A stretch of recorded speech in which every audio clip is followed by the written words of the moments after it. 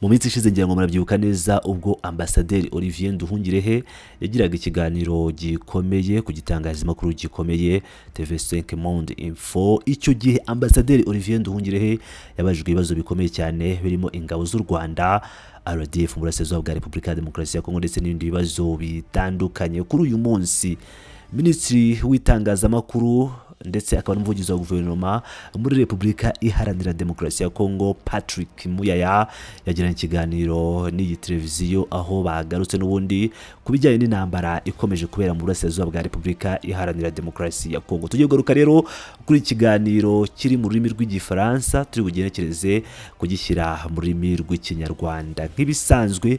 Mubane nanjye muri ikiganiro aho ngiye kwageza ikiganiro cyose uko cyakabaye Patrick Muyaya yagiriye kuri TV5 Monde Info. Twese cyane rero reka dutangire. L'Est de la RDC est toujours en proie aux affrontements. On en parle avec Patrick Muyaya. Bonsoir. Bonsoir. Umunyamakuru yatangiye agira ati uburasirazuba bwa Repubulika ya Demokarasi ya Kongo buracyarangwamo n'imirwano.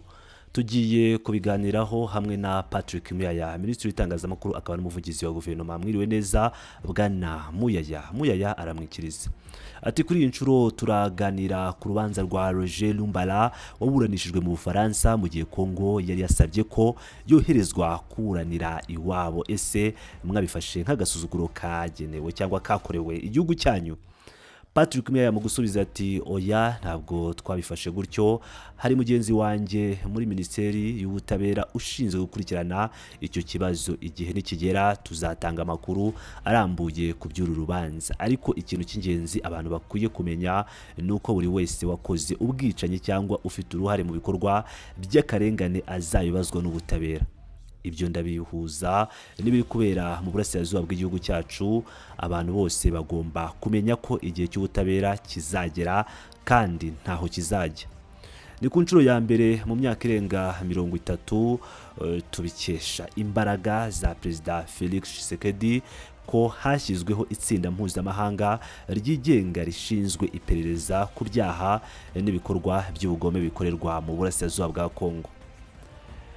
Twiteze ko tuzafatanya n'abazakurikirana ibikorwa by'iri tsinda, rikaba rishingiye ku biganiro byabaye mu ntangiriro z'uyu mwaka bigamije gusuzuma uko ibintu bihagaze n'uburyo abaturage bahohoterwa. Murebye urugero ruheruka mu minsi 4 gusa i Goma abantu barenga 100 barishwe. Ibyo byose bigaragaza ko hakenewe ubutabera nyabwo kugira ngo ibintu nk'ibyo bitazongera kubaho ukundi. Umunyamakuru yahise agira ati none se ibyo bivuze ko gahunda z'amahoro zirimo gukorwa harimo iza Washington ni Doha kugeza ubu nta musaruro zigeze zitanga? Patrick Muyaya ati oya, ntabwo ari uko nta musaruro utangwa. Tugomba gutandukanya ibintu bibiri. Hari urwego rw'ubutabera rushinzwe gukurikirana ababazwa ibyaha n'urwego rwa diplomasi rureba ibiganiro by'amahoro n'imibanire y'ibihugu. Abashinzwe ibyaha by'intambara, ibitero ku mavuriro cyangwa ku nkambi z'impunzi bagomba kwibazwa kuko ibyo ni ibyaha bidashobora gusaza. Ku rundi ruhande, kuva imirwano yatangira igihugu cyacu cyafashe ingamba ku mipaka 5 y'ibikorwa.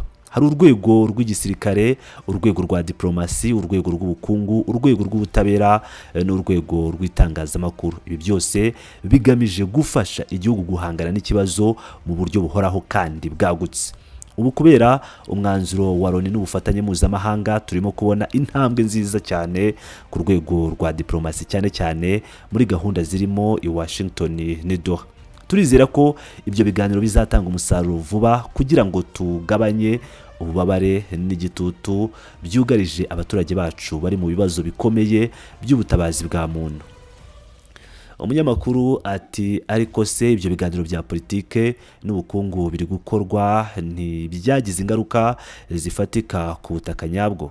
Patrick Muyaya ati oya, ahubwo turi gushyiraho uburyo bushya buzazana impinduka nyakuri ku butaka. Inama iherutse kubera i Washington yatanze ibimenyetso byiza byerekana ko hari icyizere kandi birasobanutse. Ntidushobora kuvuga iterambere ry'ubukungu cyangwa politiki y'amahoro igihe nta mutekano uhari. Mu biganiro biheruka twashoboye gushyiraho amasezerano y'ubufatanye mu bukungu bw'akarere, nubwo tugitegereje ko azemezwa ku rwego rwa Minisitiri w'Ububanyi n'Amahanga ndetse n'abakuru b'ibihugu. Ibyo byongeweho n'ingingo ivuga neza ko ayo masezerano azatangira gukurikizwa ari uko ibisabwa mu masezerano y'amahoro bizaba byujujwe, birimo gukemura ikibazo cy'imitwe yitwaje intwaro ndetse no gusohora ingabo z'amahanga ziri ku butaka bwa Kongo. Umunyamakuru yakomeje abaza Patrick Muyaya ati bwana minisitiri, reka tuganire ku bindi.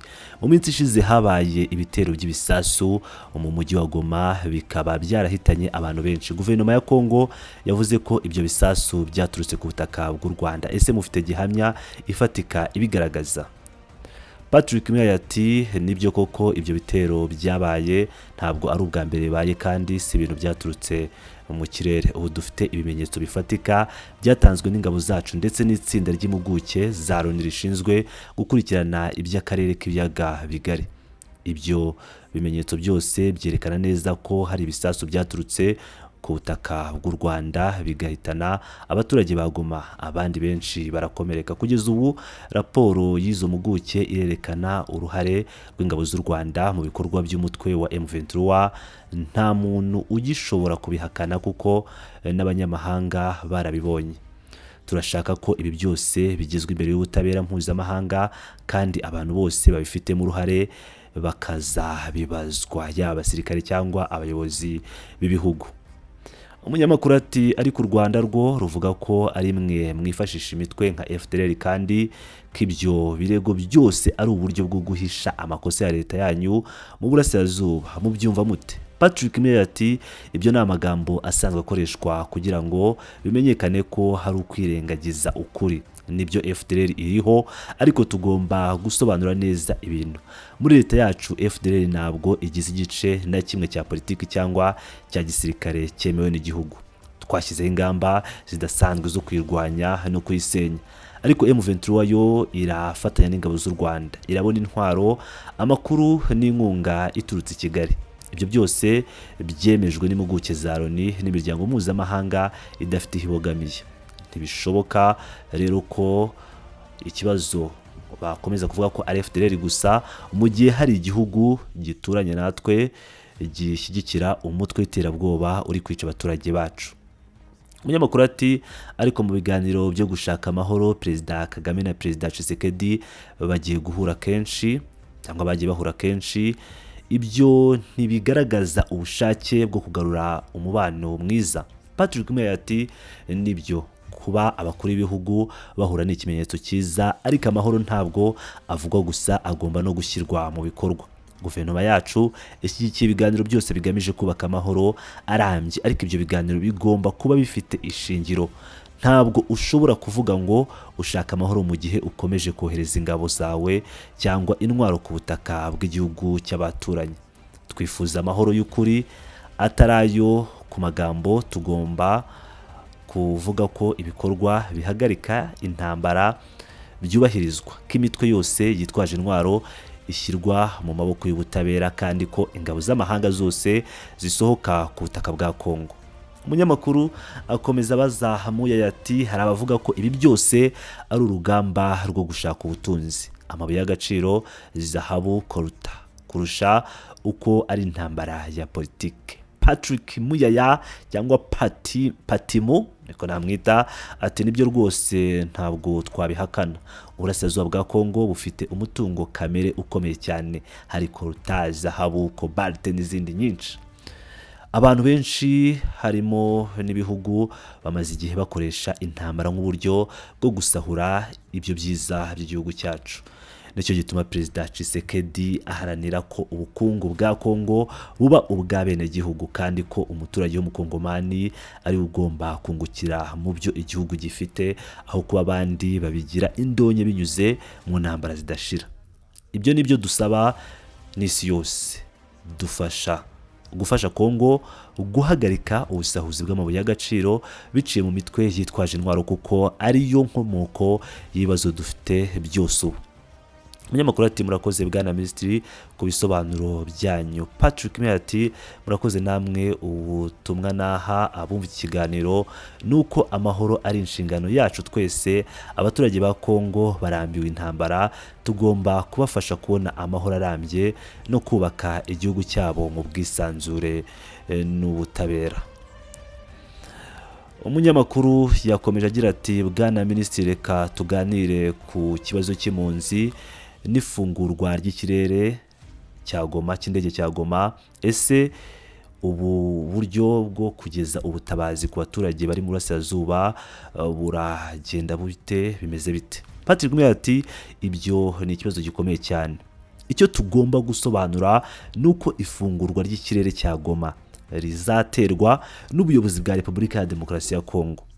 Niba icyo cyerekezo kitari guterwa na leta cyangwa kitari kwemezwa na leta, byagombaga kuba byarafunguwe kuva kera. Ubu rero hari gahunda yihariye yo gutegura indege z'ubutabazi gusa zemererwa kugera mu bice by'uburasirazuba bw'igihugu kugira ngo zigeze ubutabazi aho bukenewe cyane.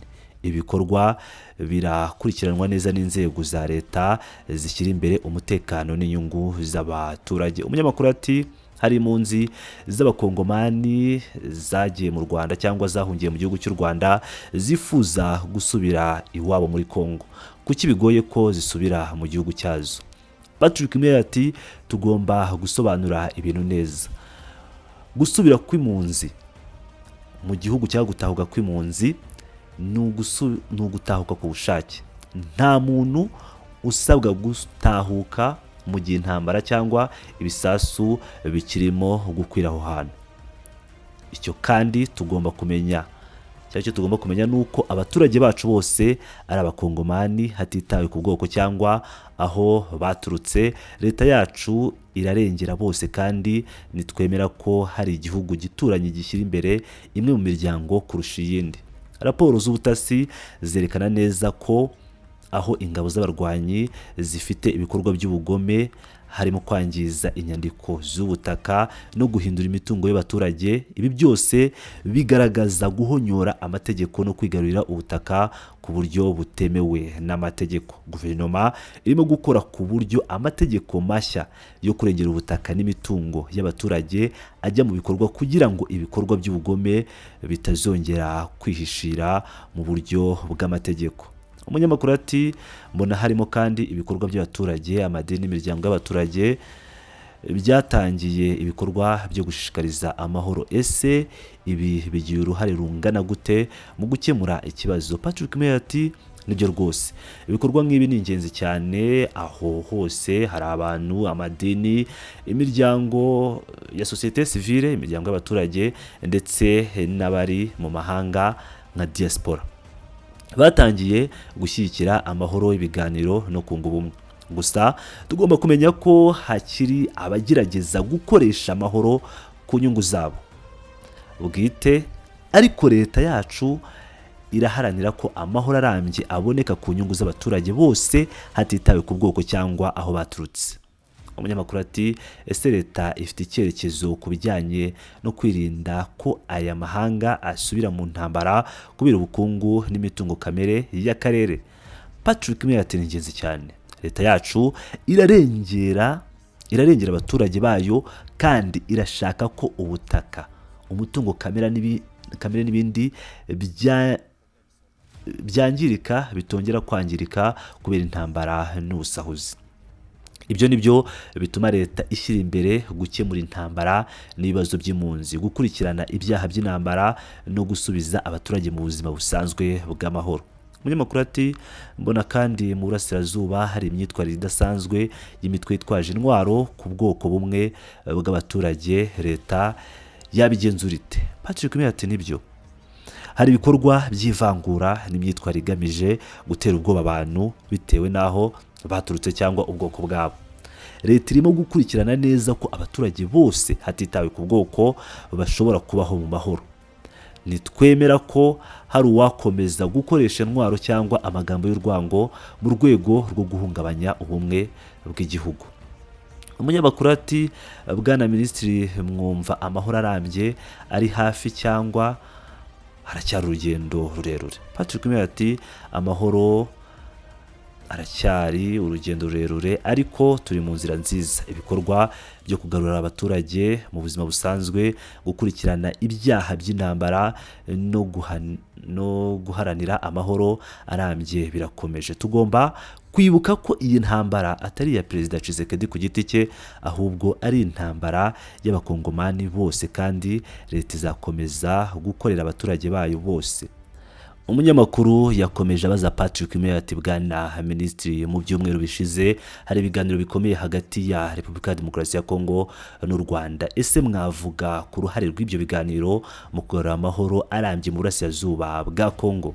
Patrick Muyaya ati nibyo rwose, ibiganiro by'ububanyi n'amahanga ni ingenzi cyane kandi biratanga icyizere, ariko ntitwibagirwe ko amahoro atubakwa ku magambo gusa, ahubwo agomba no gushyirwa mu bikorwa ku butaka.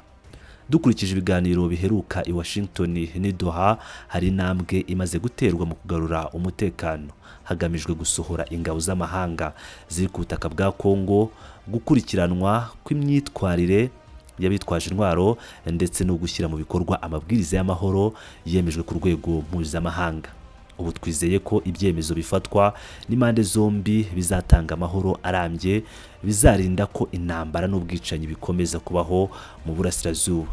Umunyamakuru ati ariko subu hari impungenge z'uko ibyo biganiro bishobora kugorana bitewe n'amakimbirane y'inyungu z'ibihugu byo mu karere. Patrick Muyaya ati nibyo rwose, ni ibintu bigoye, hari inyungu zitandukanye mu karere k'ibiyaga bigari, ariko umurongo w'igihugu cyacu urasobanutse. Twifuza amahoro arambye kandi twiyemeje gukorera abaturage bacu bose.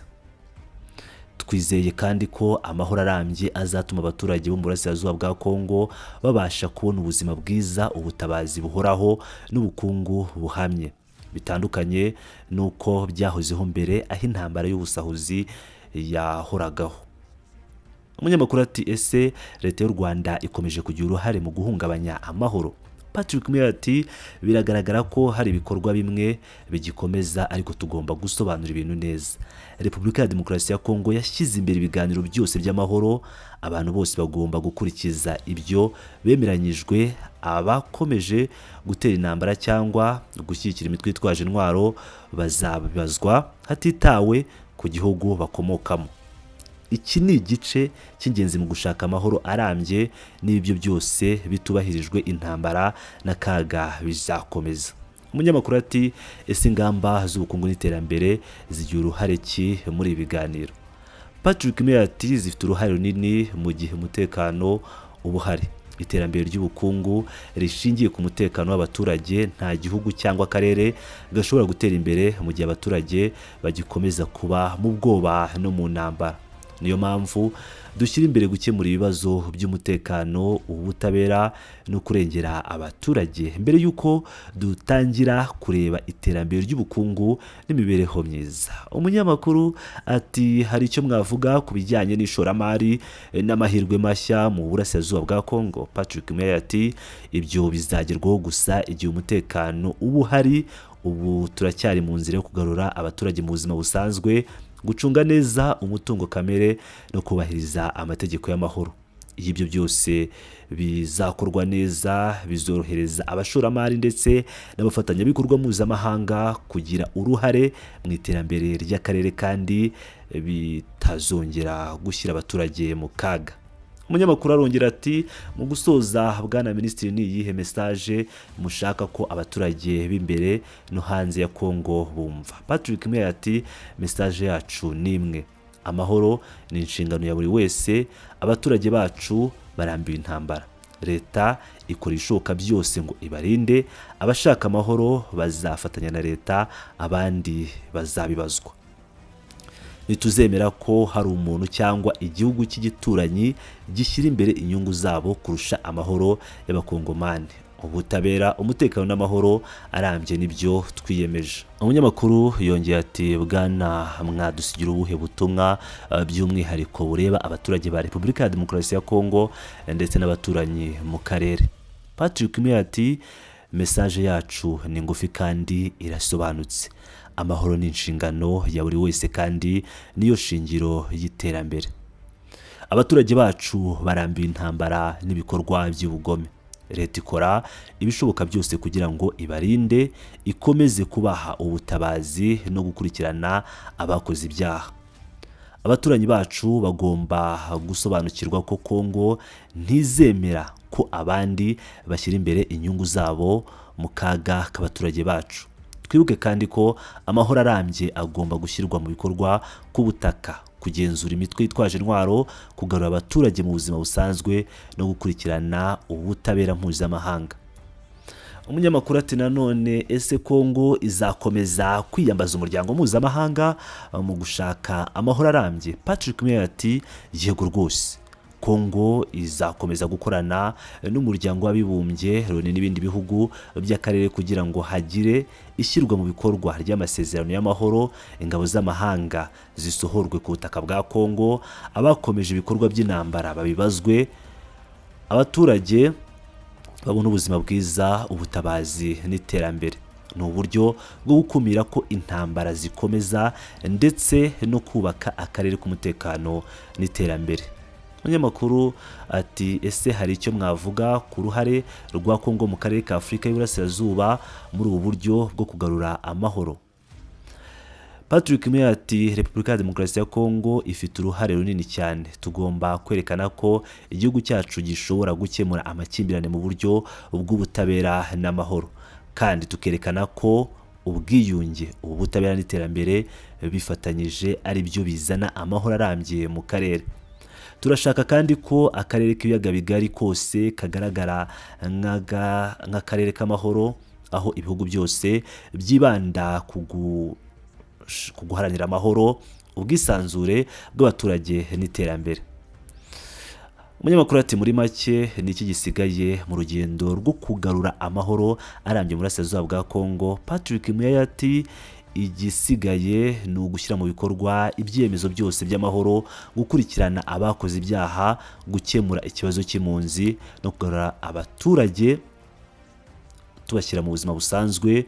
N'urugendo rurerure, ariko twizeye ko ubutabera, umutekano n'ubufatanye n'abaturanyi bizatuma amahoro arambye aboneka. Twese turi mu rugamba rwo kugarura amahoro ku butaka bwa Kongo, kandi ni inshingano yacu twese nk'abakongomani, nk'abaturanyi n'umuryango mpuzamahanga. Ngira ngo rero murabyumvira neza uko ibintu byifashe. Iki ni ikiganiro cya Patrick Muyaya n'ikinyamakuru TV5 Monde Info.